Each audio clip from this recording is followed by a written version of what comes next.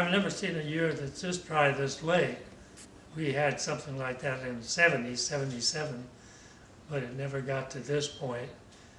But now we had a little rain today, and in February and March could bring quite a bit of rain. So it's still early in the year to determine whether we're going to have any rainfall or not.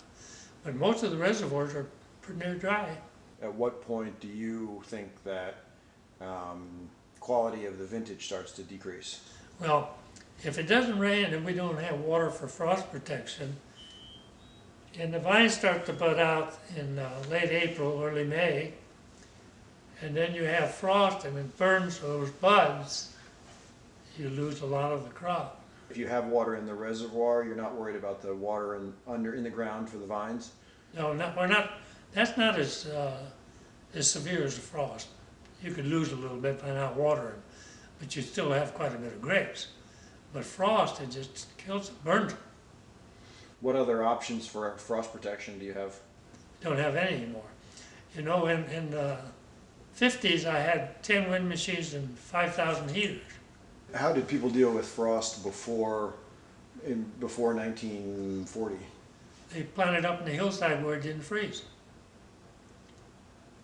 Like we have vineyard in Ukiah, we've never ran it for frost protection.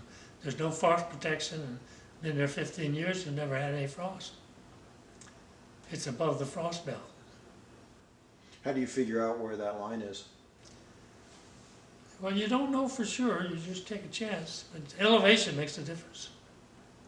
How high are the vineyards that you don't have to spray? Probably 1,400 feet high.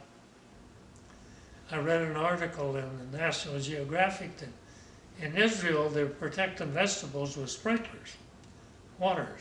So I had an engineer from Israel come over and talk to my contractor. And we did a 5-acre experiment, and that was the first frost protection with sprinklers in California.